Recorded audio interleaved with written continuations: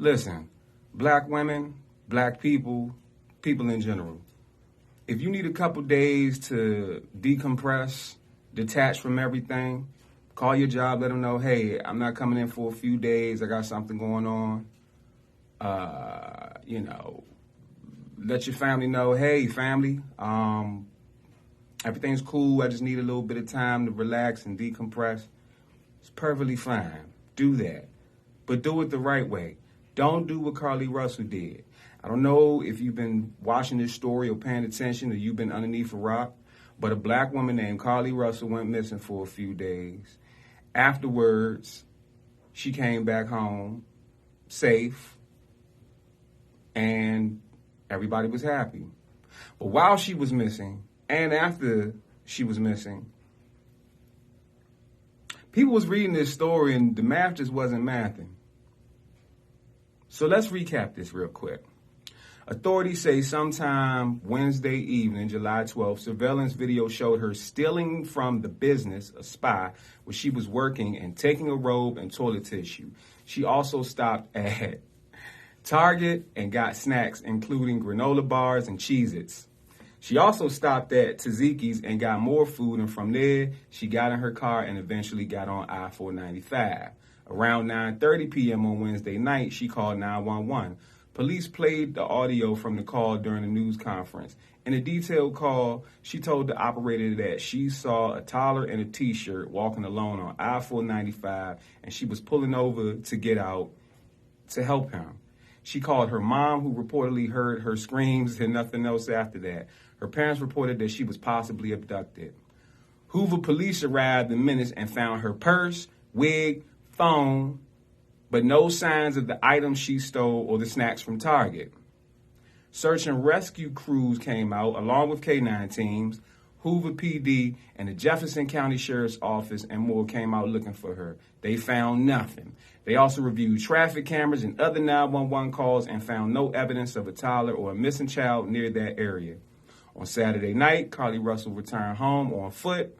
Home surveillance footage in the neighborhood showed her walking up to her home and knocking on the door.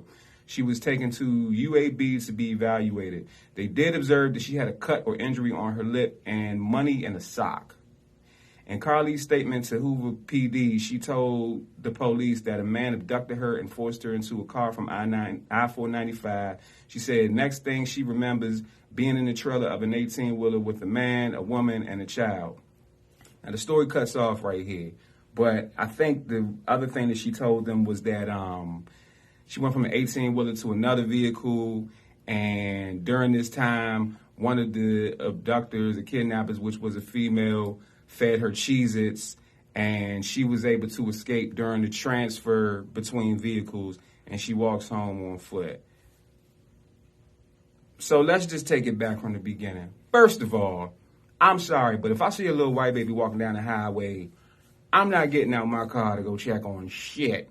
I'm going to do exactly what she did. I'm going to call 911, and I'll follow that baby in my car driving at $1 per hour until 911 shows up. But I ain't getting out to do shit because I don't know what type of evil spirits is going on around this baby, and I don't want to find out.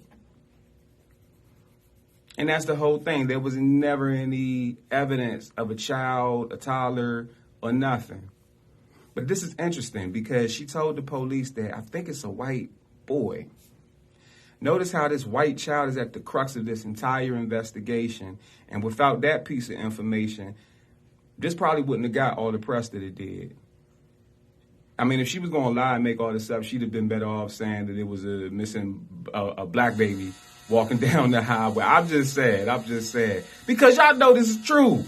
Missing white women syndrome is a real thing in the news. And when we finally get the press on a missing black woman, it actually ends up being fake. Come on now, yo. Come on. There's a name that comes to mind in all this. Juicy Smouye comes to mind.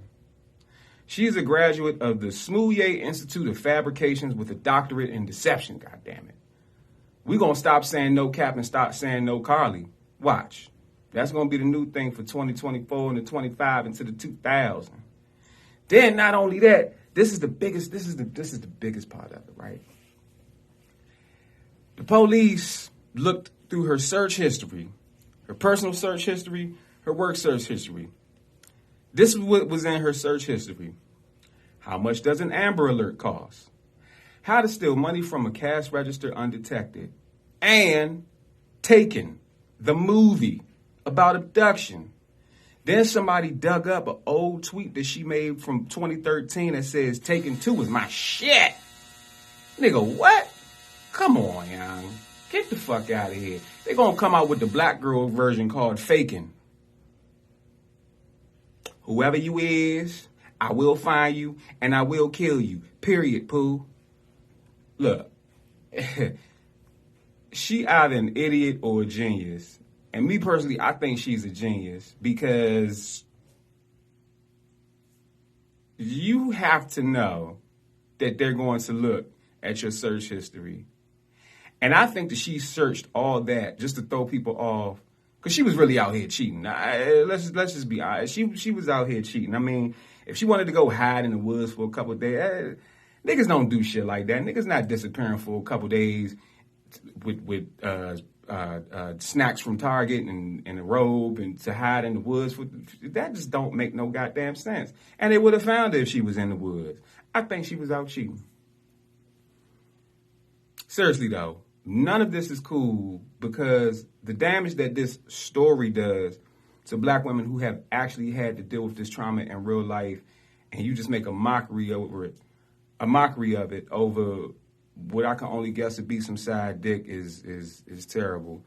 The boyfriend came out and said, you know, I'm looking for my girlfriend, and we pray for her safe return, and people was accusing him of having something to do with it. Watch people going to try to switch it, especially women, going to try to flip it around and somehow make this his fault. And he put up a post saying all this stuff, expressing how he felt, and he just took it off of his Instagram recently. So, yo, this is a crazy story. But let me know what you think in the comments. You think that she really did get abducted? Do you believe her? Do you think she made this up? Let us know.